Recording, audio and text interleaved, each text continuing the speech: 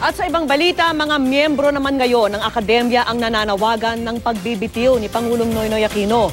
Naniniwala po ang grupo na may naging papel ang Amerika sa operasyon sa Maguindanao at inilihim umano ito ng Pangulo.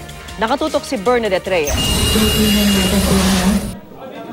Isang signature campaign daw ang gagawin ng mga guro mula sa Universidad ng Pilipinas at iba pang pampublikong eskwelahan para sa panawagang magbitiw na sa pwesto si Pangulong Aquino, bunsod na nangyari sa Mamasapano, Maguindanao. Paniwala nila, may papel ang Amerika sa operasyon para masukol ang teroristang si Marwan at ito daw ay inilihim umano ng Pangulo. Ang pinakamalubhang dahilan kung bakit dapat papag-resignin si Aquino sa kanyang posisyon ay ang kanyang paglilihim o tangkang paglilihim sa papel ng Estados Unidos sa Mamasapano. Truth and accountability is not only what Aquino owes us, but in fact is what we deserve. It is our right. Itinanggi na ng Malacanang na naging bahagi ang mga Amerikano sa operasyon ng Special Action Force kung saan namatay ang 44 nilang miyembro.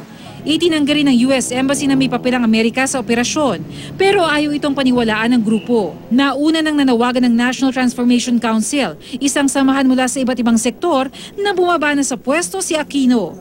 Kasama sa grupo ang ilang mga lider ng simbahang Katoliko, pero dumidistansya na ngayon sina Cebu Archbishop Emeritus Ricardo Cardinal Vidal at Cebu Archbishop Jose Palma. Ayon kay Monsignor Joseph Tan, liaison officer sa Archdiocese of Cebu, hindi raw kasama sina Vidal at Palma sa panawagang Pinoy resign. Ang tiyuhin naman ng Pangulo na si dating Tarlac Representative Jose Piping Cuangco, sinabing sasama siya sa mga panawagang bumaba ang pamangkin sa pwesto kung hindi raw kikilos si Pinoy para tiyakin ang malinis na halalan sa 2016 at pag-aralan mabuti ang kasunduan sa Bangsamoro.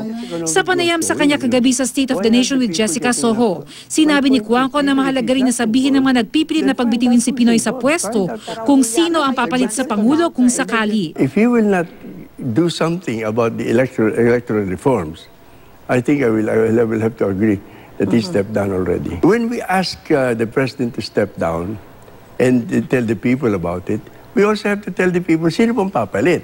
Sagot ng palasyo, bukas naman ang Pangulo sa mga suwestyon na ikabubuti ng bansa. Sa lahat naman ng panahon ay nananatili siyang bukas sa pagtanggap ng mga suwestyon kung paano pa mapapahusay ang pamahala sa ating bansa.